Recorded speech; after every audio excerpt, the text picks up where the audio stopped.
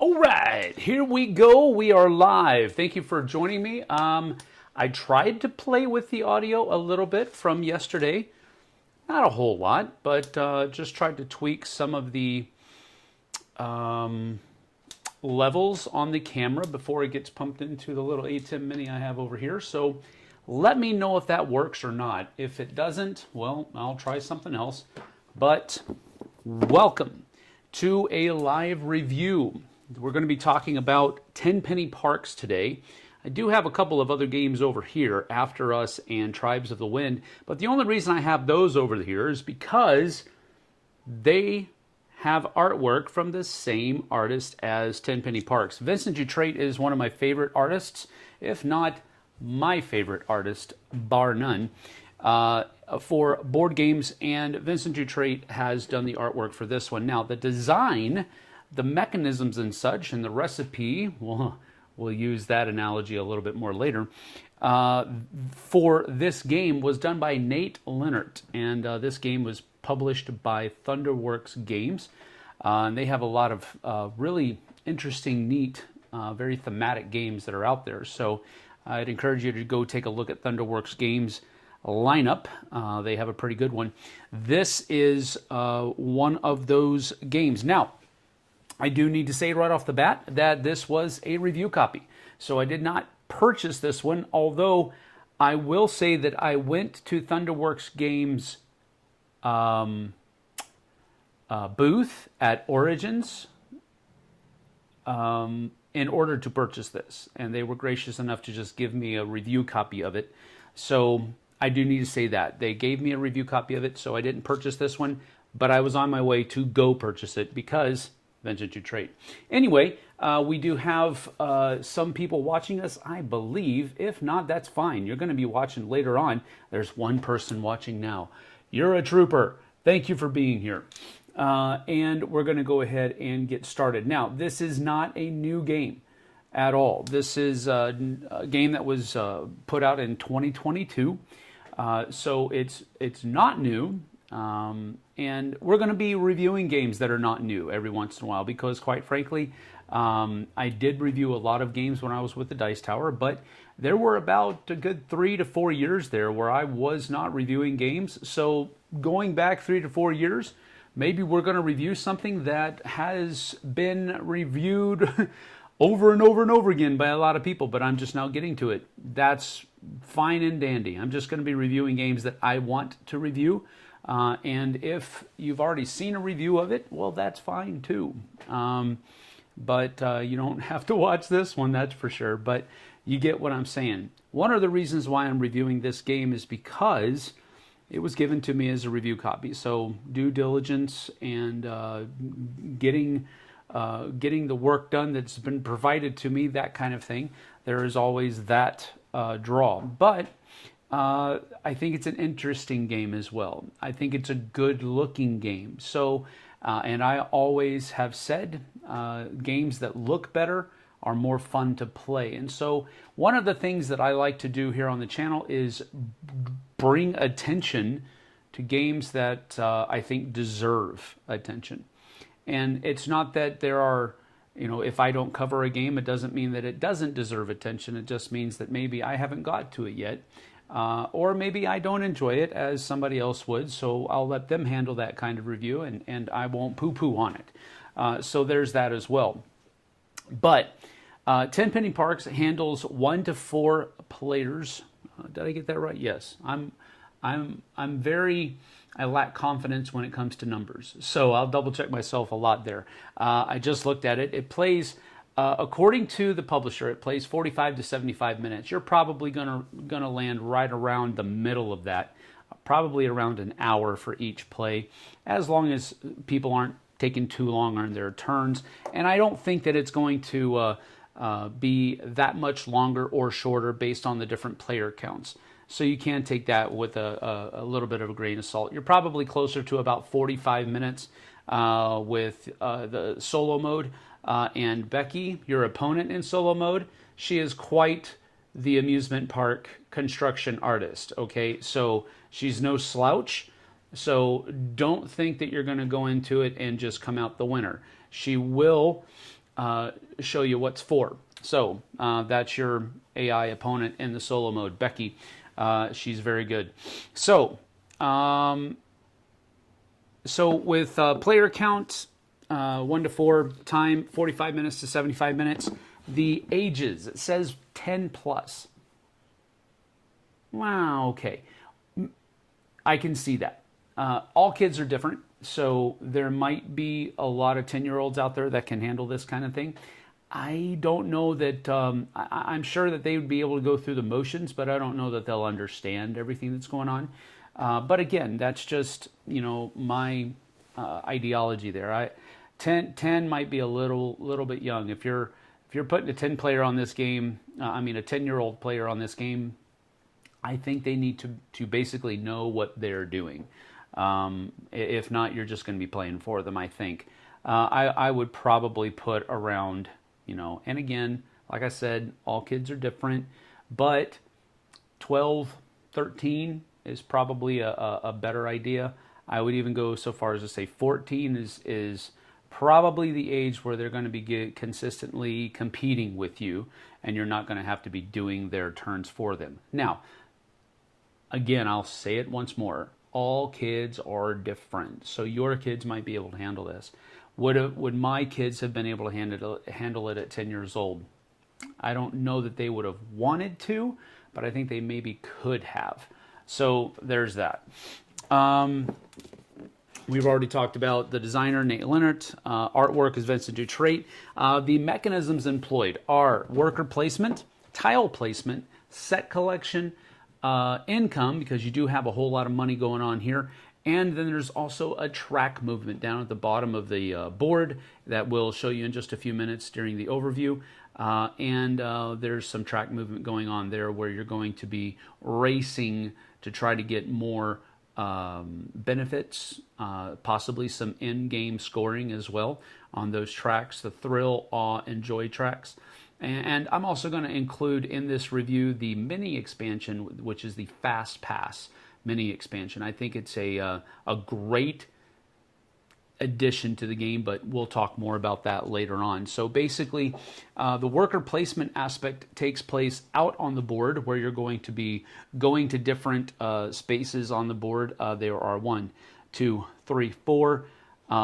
There's 4 general spaces to go, and then there are 6 places to go on which you will choose. You will basically, your worker will be choosing what attraction you're going to add into your amusement park. So there's not a whole lot going on the board, but there's a decent amount of things to keep track of, but it's not overwhelming. The set collection has to do with some of these gold cards that you're going to be having. You're going to basically be given 3 of these gold cards, and you'll have to choose 2 and throw 1 away. All of the other gold cards are just put back into the box. You don't have the opportunity to get more gold cards throughout the course of the game like some games do. You just have 2 to choose from at the beginning, and then that's what you have to work for towards the end of the game. They'll give you more points, but that's where the set collection aspect comes into the game. And so there you have that. So let's go ahead and get down to the table. I do want to show you our player boards real quick, because that's where the lion's share of your work will be done and carried out over the course of the game. So each player is going to have their own amusement park area, and basically it's just a swath of real estate upon which there are still some trees and all of that kind of stuff. I left this one devoid of trees to show you that there is a basic generic side to both of these. So these are double-sided. This is kind of an advanced side because the rewards and the placement of the trees are different than the other advanced sides. So that's one thing. But if it says Fairview Adventure at the top, it's all the same on all of them. So that's something to keep in mind. But generally, the first thing that you're going to do as the game is beginning is you're going to make sure that all of your spots here have trees on them. And are these necessary? No. They're not necessary, but they are a neat little three-dimensional thematic flair to the board that I did enjoy. They're not just thematic flair. They do have a pretty, I wouldn't say robust, but they do have a pretty meaningful sway on the game. So there is that. So we'll talk about that in a few moments, however. So you're basically going to have your player board, your 2 gold cards, and I forgot to set this up in my rush this morning. So you are going to get 1, 2, 3, 4, 5, 6, 7, 8, 9. Yes, $9. No, 3, 4, 5, 6, 7. $7. So each player is going to take a 3 and 4 ones to start the game, and that's what you have to begin with. And the money is pretty chunky. I like it. It can be a little unwieldy at times, but I still enjoy it because it's much better than, like, tokens or something like that. I guess these are tokens to a degree, but you get the idea. So that's basically everything that you have to do with setup. Now, there is some setup that's over on the other side of the board here, and we'll go take a look at that real quick as well, so that you can see what's going on over here. So on the main part of the board, you have this carousel that is kind of a 3D representation of that carousel, and you have to construct this once you open the game. But then you have these 6 piles of different attractions, and they all have different kinds of themes that are kind of attached to them. This is the souvenir shop stack. This is kind of a underwater kind of theme. This is a Western kind of theme. This is a prehistoric kind of thing with mammoths and all of that kind of stuff. You have a sci-fi theme over here with the space rings, and then you have kind of a fantasy theme over there with the with this stack here. So you have, and they all have their own colors: green, yellow, blue, kind of a brown, red, and purple. So those are stuck out, and then you're going to take the carousel, and the carousel basically represents price fluctuation over the course of the game. So you're going to start it with the +2 pointing towards the souvenir shop over here, and that will set prices for everything else. So basically what this is that you're going to be looking at this number, $6, plus whatever this number is, and that's how much money you have to pay to put that attraction into your park on your turn, if you choose to place one of your workers there like so. So that's generally what this price fluctuation thing is going for. You're looking at this number plus or minus whatever this number is, and that gives you your price for adding that to your park. Down at the bottom down here, you have the track movement that I was telling you about earlier. You have the thrill track on top, the awe track in the middle, and then on the bottom you have the joy track. And so that's basically just helping you gauge how well you're doing in building your park based upon those 3 criteria. You'll also see down here the round tracker. We start on round 1 with that pawn, and then that's the Fast Pass mini expansion down there, those 3 tokens, and I'll explain what that does in just a few minutes. You also do have a extra worker here, and that extra worker is basically going to be awarded to whoever is furthest along the thrill track if they want to take it. They don't necessarily need to, but it can be a very helpful thing to have. So generally speaking, the way that the game plays out is that you're going to have rounds, specifically 1, 2, 3, 4, 5 rounds, and you all have 3, possibly 4 workers to do things throughout the course of each round. Once all 3 or 4 players all 3 or 4 workers have been placed by all of the players, then that round ends, you kind of do a little bit of a resetting of the board. In other words, these concession stands will, if they were not taken, will go away, and then a number of new concession stands equal to the number of players times 2 will be put out here. So these will refresh during that refresh phase, and then you'll go into another round where everybody is going to place out their workers and do different things. What are the different things that you can do? Well, you can send a worker over to the banker, and the banker is basically going to give you $2. So you're withdrawing some money from the bank, taking out a loan, whatever you want to call it. Another place you can go is the arborist, and the arborist is going to allow you to clean 2 trees from your player board.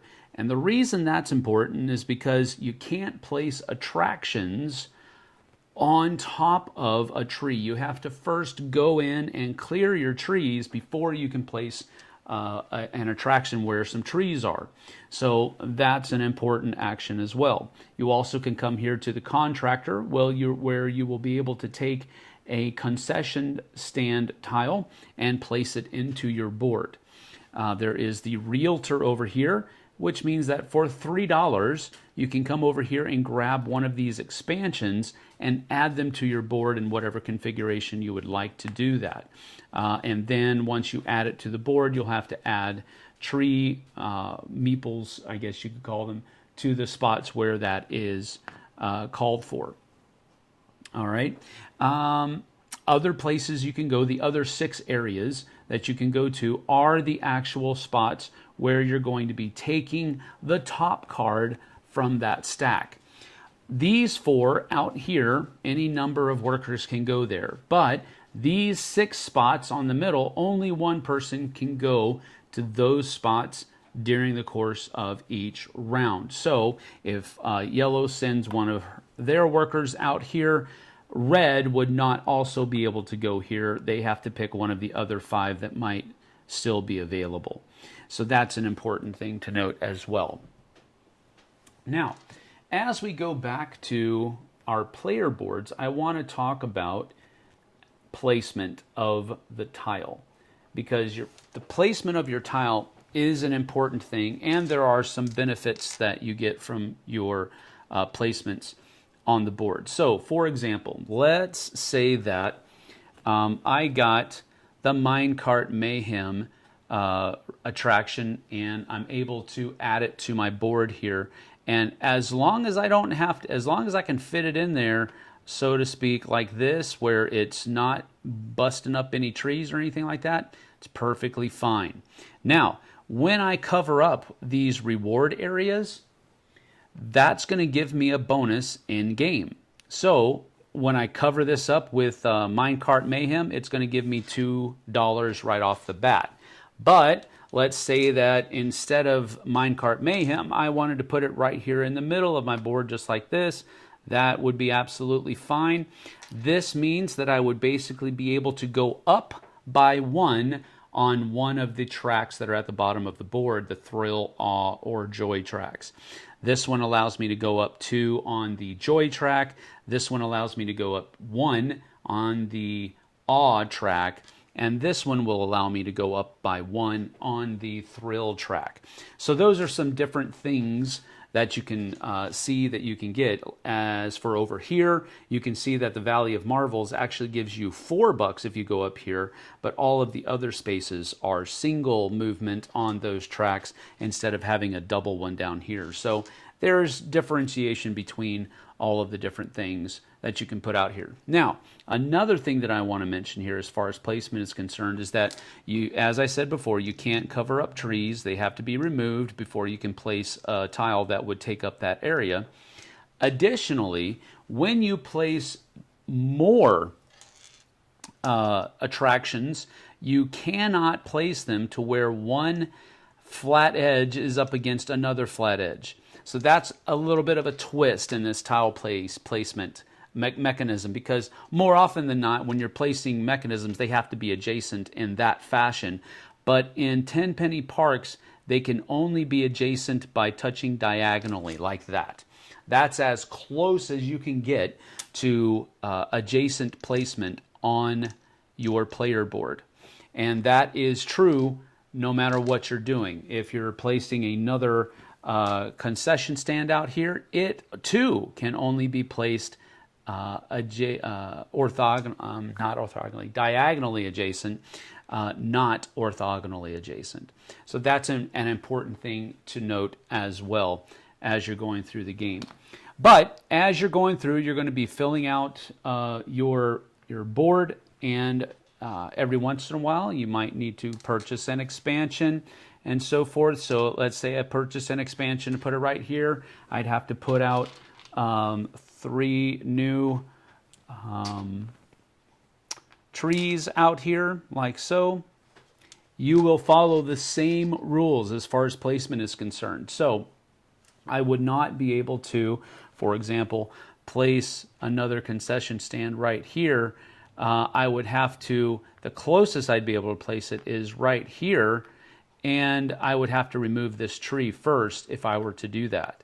But all of these other items out here, maybe you want to place something out here like, well, that one's too big.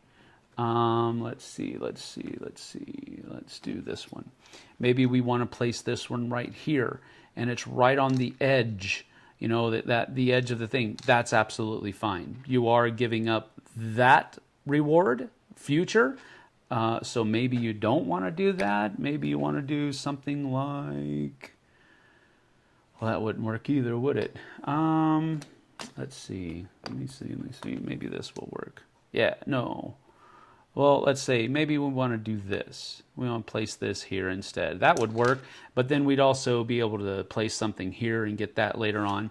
We'd be giving up that one though. So again, it's whatever you'd like to do during the course of the game, but just realize those restrictions that are in place. You have to remove trees first before you want to place, before you can place in there. So if I removed that one, I could place this like that if I wanted to.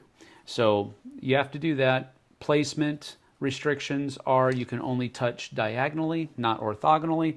And then, yeah, you can't hang things off the of the board like that either. That's also an illegal placement.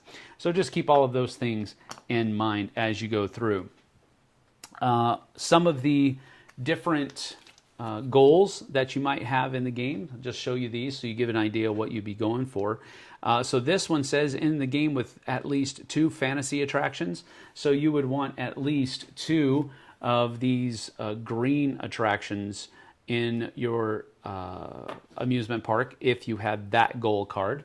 Another one that I have here, and I'll show you the other 2 as well, in the game with at least 5 different types of attractions. So you would want to have at least 5 of the 6.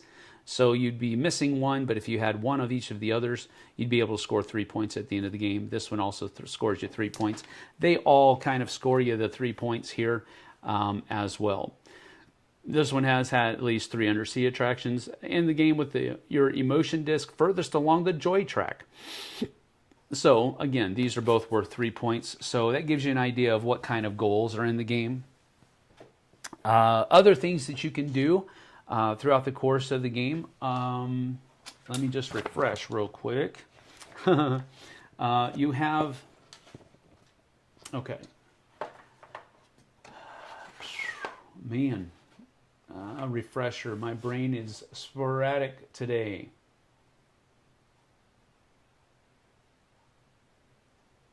Yep, I think I've covered most of everything except for a couple of things. Advertising is something I want to talk about, and then income. At the beginning of every turn, you're going to gain $3, and those $3 are going to come in addition to any others that you might have. For example, if you have to pay $3 plus whatever the modification is, and it's going to give you 0 points at the end of the game. But it's going to give you $2 every income phase during the course of the game as well.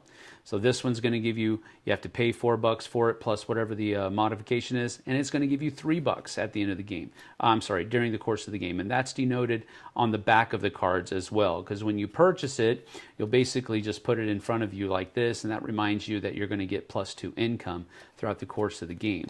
So that's an important part of the turns or the rounds. The first phase is income, and that gives you some more money that you can use throughout the course of that round.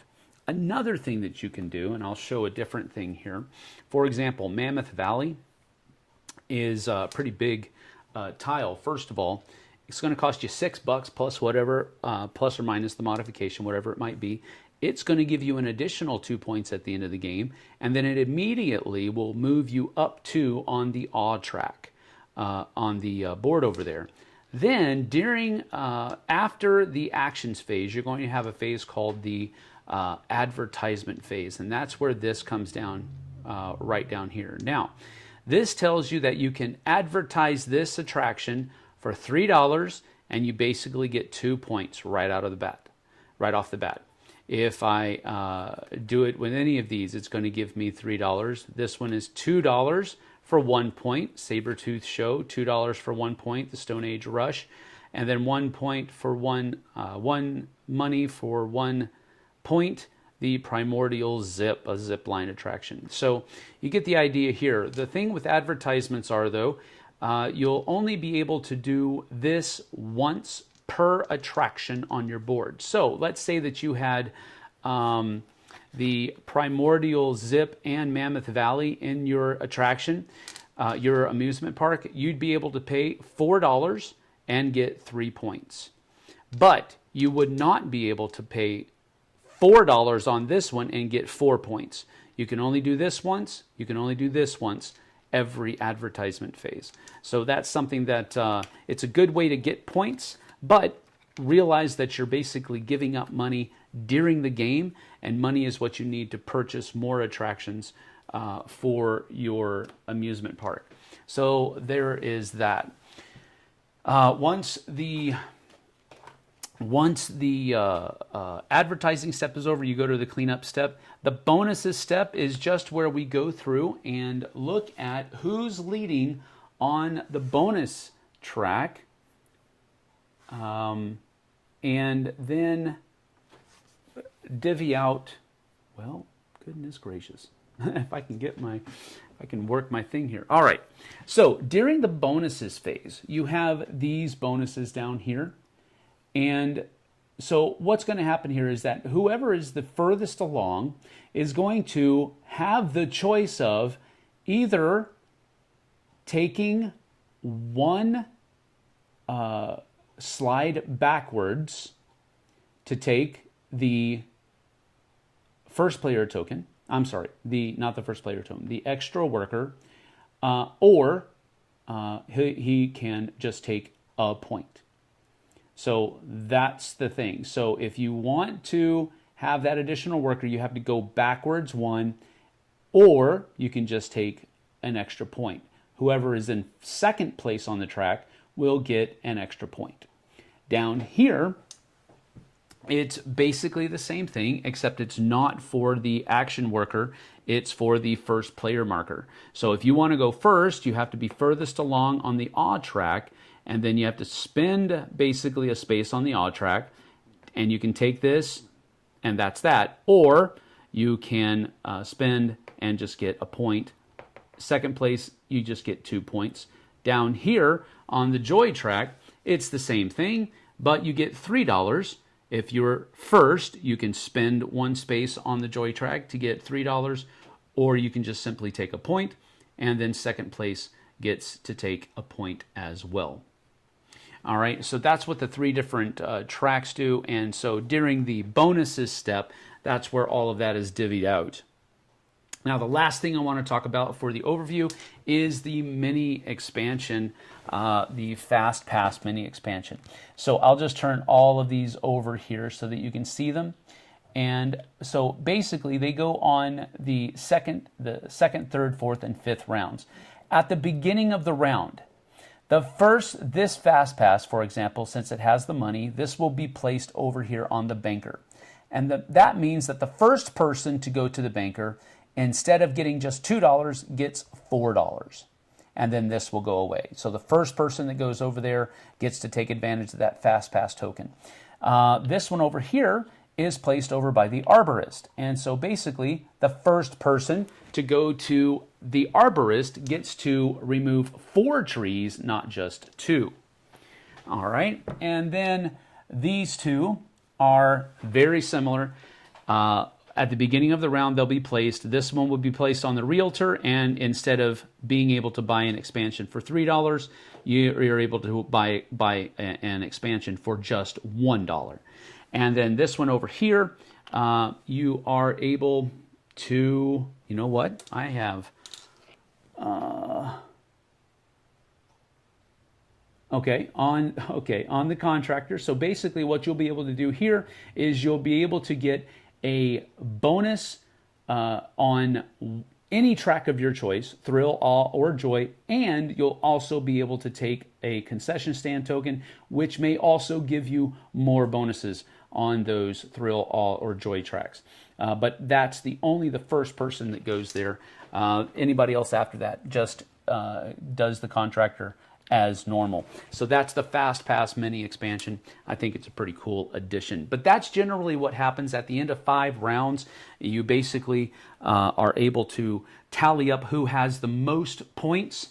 Final scoring is determined by this right here. I'll share this different angle here. And boom. So you'll look at your goal cards. You'll look at your attraction values. You'll look at where you are on the emotion tracks. There is a kind of a dark line. If you get past that, you're going to score 5 points per disc that are past that little dark line on all of those tracks. And then your attraction counts. You get an additional 5 victory points if you have 6 to 7 built attractions. Then you get 10 victory points for 8 or more attractions that are built in your hand. And then after everybody's done tabulating that, whoever has the most points is the winner. And that's pretty much it for Tenpenny Parks. That is it in a nutshell. There is like nobody talking here. That's fine though. I don't mind, but you get what I'm saying. The reason I do these live is so that we can usually have a little bit of interaction. By no means must you, but that's usually the point of doing them live, but it's not that big of a deal anyway. So that is generally it on how you play. And again, there may be some minutia in there that I didn't cover, but with that being said, I'm going to go ahead and get into my final thoughts. My final thoughts for the game usually are constructed and geared around pros and cons. And I've got no less than 4 pros for this game, and I don't have any cons. And that's a little bit of foreshadowing, but I do want you to know that I really enjoyed this game. And a number of people that we taught this to also really enjoyed this game. So, and a lot of those gamers are not, or rather those players are not necessarily gamers. They play board games every once in a while, but I don't think they would call it a hobby of theirs. So I wouldn't call them hobby gamers, but they still really enjoyed it. And that's one of the cool things about the game, and one of the reasons why I like it a lot. I do find myself in a situation where I'm often teaching people how to play games that they've not played before. And so I want games that have that kind of draw to them. First of all, I want them to look very good. I want them to be stunning. I want them to have very engaging table appeal. Because if people are awestruck by how the game looks, they're more likely to want to learn how to play it. And that just kind of falls in line with the idea of what I said earlier. Games that look good are usually more fun to play. So, pros and cons. We'll start off with my pros, as usual. First pro is that it has a fun theme and great artwork. Now, the reason I say that this way is that, well, first of all, I already talked about Vincent Dutrait being one of my favorite artists. That's, if you know me, and you may not, but if you know me, you know that I like Vincent Dutrait's artwork, period. But there's a fun theme here, and the reason I say that it's a fun theme is because it reminds me of those simulation games that I used to play on a PC, where you were, and I can't remember their names, but they're city building or they were amusement park building, and they were the kind of the games where you put everything in place, and you put all the you click all the things on, and you get them going, and then you can let it sit and run, and it actually kind of runs by itself while you're away. And you come back and you see how much money you made. You see if you had any problems with customers or anything like that. And if it's a city building game, you're talking about, well, citizens now want to fix the roads on 4th Street and all this other kind of stuff. And you have to find ways and solutions to do all of that. And I really enjoyed those games when I was in college. I remember waking up a little bit early some days, just so that I could start it going before I went to class or before I went to work or what have you. And when I came back, that was the first thing I checked to see how all of my civilization building games were going. So that's why I have kind of that draw to the theme. I have that connection from some of the video games that I used to play. So it has a fun theme with great artwork. It has a great package of mechanisms that work well with each other. And the idea here is, I kind of alluded to it in my introduction, there's a recipe that I think Nate Leonard really struck well with it. I think he added just the right amount of everything for everything just to work well together. And the mechanisms I'm specifically talking about are those core mechanisms of worker placement, tile placement, and set collection. I think those three mechanisms, especially in this game and the way he has them working together, really work well together. And I think that's really kind of the core package of mechanisms that are offered here. So if you like those mechanisms, I think you'll probably really enjoy Tenpenny Parks because of how well those three mechanisms work together. Now, that's my second pro. My third pro is specifically focused upon the track movement mechanism that was employed by the game. And I didn't throw it in with the other core because I think that the core mechanisms are worker placement and tile placement, because that's where you're doing most of your work. The set collection comes in with your goal cards, and I think even that's kind of a fringe mechanism. I don't think it's a core. The core mechanisms are worker placement and tile placement, but the goals are they're kind of seamlessly part of those. The track movement also, I wouldn't say it's seamless, but it's also very integral to those other mechanisms. But I really wanted to focus on it because it has so much to do with how the game plays out over the course of the turns. Are you going to have that extra worker that other people are going to want? And that's really what you're fighting for on that thrill track. Are you going to try to go for having first player rights, and that's what you're shooting for with the joy? Or do you just want to have more money to use during the course of a round?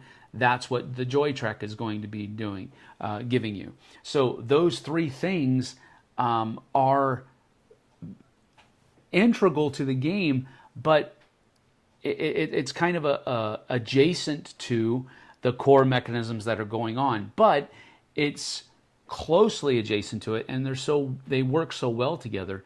It's such a great experience. I really enjoy it. So it's kind of like that. It's kind of like that salt that's just kind of sprinkled on the game that really gives it a neat, unique flavor, kind of its own. So that's why I wanted to mention that track movement by itself. My fourth pro of the game is that Fast Pass mini expansion. It is such a great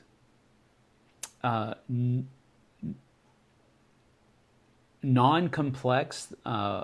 It is not a complex expansion. It does not add any complexity to the game. It just simply gives the first person to go to each of those places a little bit of a different thing. And it doesn't really mess with the flow of the game. It doesn't really mess with anything else in the game. It just gives you a little bit more to work with, a little bit more to do this and that. It's not an overpowered expansion where if somebody gets that, well, clearly that helped you win the game. No, that's not what it does either. So there's it just adds that just a little bit of flavor that really kind of takes it to the next echelon. And frankly, it's a mini expansion. I can't see playing without it. And if you don't have it, try to get a hold of it because I think it'll just add a little bit of a twist that makes Tenpenny Parks even more enjoyable. Those are my 4 pros. I do not, as I said before, have any cons whatsoever. I really enjoy this game a lot. And so I'm just going to go ahead and give 2 thumbs way up for this one. I really want, well, I don't know if I really want, but I kind of want Vincent Dutrait to put his artwork on a game that I don't like so that people will understand that it is not just the artwork that's getting 2 thumbs up with these games that I'm keep giving 2 thumbs up to that have Vincent Dutrait's artwork on it.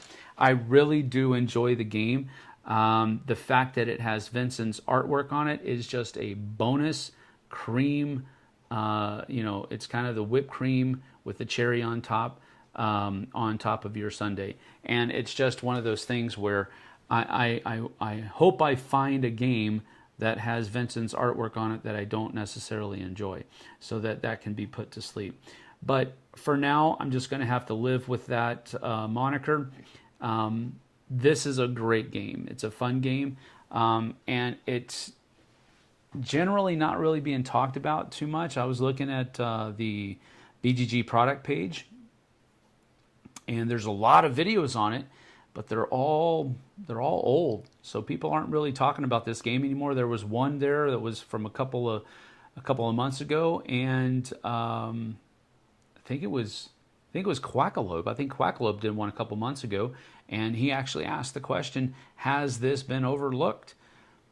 Man, I certainly hope not, because this is the kind of game that I think our hobby needs to kind of really keep at the forefront. I wouldn't say hover around it, but it really needs to keep it in the limelight, because it is definitely one of those kinds of games that I can pull out at a board game night and teach to just about anyone. Flowsaurus is here. Hey. Thanks for joining us, Flowsaurus. I appreciate you being here. Thought I was going to miss this one, but I got here. Very good. Thank you for being here. I appreciate it. So is this game being overlooked? I think maybe. But that's part of the problem with a hobby like ours, and that is that when we have so much new stuff coming out all the time, it's hard to keep focus on those gems that come out that then become hidden gems because they just keep getting piled on top of all this new stuff. And that's unfortunate, because this is a really great game that has superb artwork. It looks great on a table, pops every time I bring it out. People love it every time I play it with them. And yet it still is not talked about because there's so much else that's coming out that's brand new, and people are drawn to the new shiny stuff. But this is old and shiny. It's not even old. See, I got caught up in it. It's only a year old, and people aren't talking about it anymore. And you might say, well, that's probably because it's not that good of a game. I would simply disagree, because I think it's a great game, and I think it's a game that a lot of people will super enjoy because it's got a very fun theme, it's got the great artwork, it's got mechanisms that work really well together, and it's got just fun things that are going on. So that's my rating. 2 thumbs up, because this is a game that I think that if you don't own it, you should go get it. That's how my rating system works. 2 thumbs up means I really enjoyed it and I think you should go get it. 1 thumb up means that I enjoyed it I think it's a good game, but try it before you buy it. You may or may not like it based on your own personal preferences. And then no thumbs up means that it basically wasn't for me. But give it a whirl, try it out, because maybe it will be for you. That's my rating system: 2 thumbs up, 1 thumb up, or no thumbs up. Just keep it simple, stupid. That's my method. So that is about that. We don't have much else to go for here. Been on for about 45 minutes. There's only about 4 people here. Okay, so Wednesday at 1 o'clock is possibly not the best time to do these. So I'm going to make a mental note of that. This will be on the channel, so it's going to stay there. I'm not going to remove it or anything like that. It's going to stay up because it is a review for the channel. And maybe 2 p.m. is not the best time for this. People are going home. They're not around. You know, they're not in the last parts of work. I can see why this is not a best idea, the best time. We thoroughly enjoy this game. Yes, Sarah. Yes, I'm glad you said that, because everybody I've showed this to has thoroughly enjoyed it. And I was drawn to it because of the artwork, of course.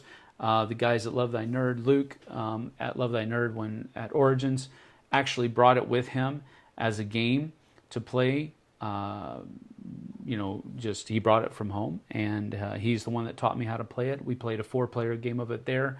And since I've played solo, I've played 2-player, I've played 3-player, and it's really fun. It's really fun, and that's another thing about it. Maybe it should have been another pro. The solo mode does not change the game. Does not change your experience with the game. If you know how to play the multiplayer experience, you know how to play the solo mode experience. There's a couple of things that you have to learn how to do as far as you know, tracking what the AI is doing, what Becky's doing, your opponent in the solo mode. But other than that, if you know how to play the game, you know how to play the solo mode. And I like it when games do that. I don't like it when the solo mode is not completely, but like vastly different than the multiplayer mode. I want the same experience.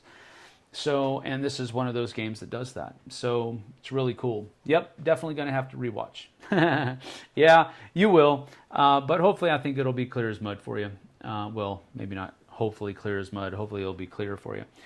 Theme and artwork were the initial draw, and then we love the puzzle of placing the polyominoes tiles. I've played the solo mode, and that is also a great way to play. Thank you for saying that, Sarah. I appreciate that. But yeah, that's another cool twist about how you place it, and only having to be able to diagonally touch corners and so forth. So it was an interesting twist on the tile placement mechanism. And I thought that was thematic, because you do usually want to spread things out in an amusement park. So you don't want everything hunkered up next to each other, and it's not about covering all of the spaces on your tile. It's about putting the amusement park together in a way that works, and having to only adjust things for diagonal adjacency it seems like a really small thing, but it's it changes how that tile placement works. So yep.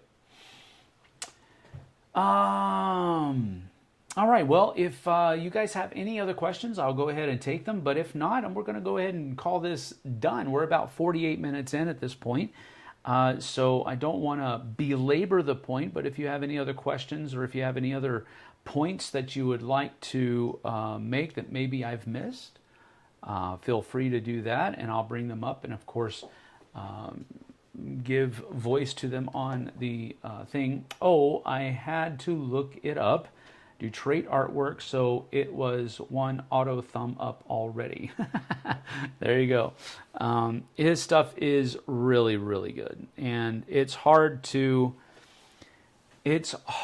not to like, for me. Now, I've talked to some people that are just, they're not fans of his artwork, and I get it. Artwork is so subjective.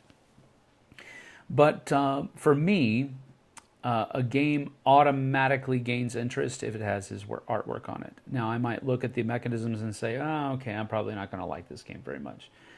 But there's also the thing that depending on how much of his artwork is in the game, I might purchase it just for the artwork. And at the very least, if I don't like the game, I can turn it into some type of artwork on my wall in a shadow box or what have you.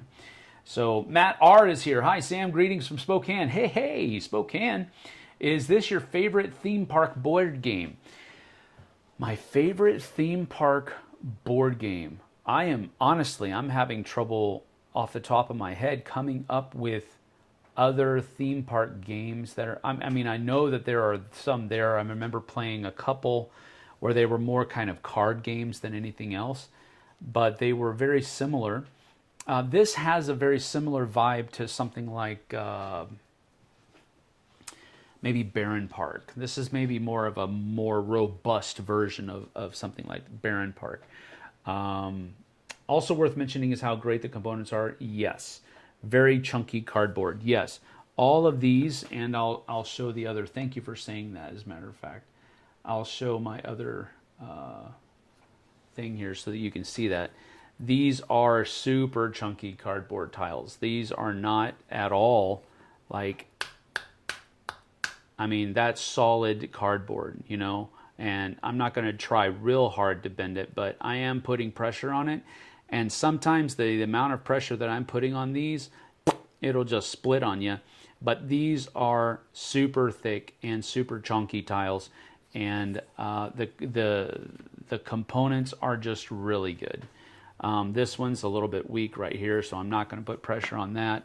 But as you can see, the money tiles are also super chunky. So you got it, very good. The components here, the meeples, are also pretty chunky. Not small, and they do stand out. The carousel that you have to put together. I made a mistake when I was putting mine together, and we had one part that was kind of just not sticking in very well. So I had to do a little bit of redneck maintenance on that and super glue it. But just because I was trying to put it together too fast and made mistakes and kind of dinged up some of the corners. But the carousel is pretty nice too. And it adds that little thematic flair to the game that just makes it really kind of pop when it's on the board. The cards all have kind of a linen finish on them. And they aren't as thick as other games that I've seen or felt or experienced, but I'd say they're pretty standard, and I mean that in a good way. I don't mean that in like meh, so what? They're not very good. No, they're a standard weight, and they're not chintzy at all. So all of the components. Thank you for mentioning that, Sarah. I do appreciate it. I think that's about it. Is this my favorite theme park board game? I'll come back to that one. I guess, yeah, I could say that, because honestly, I haven't experienced a whole lot of amusement or theme park board games.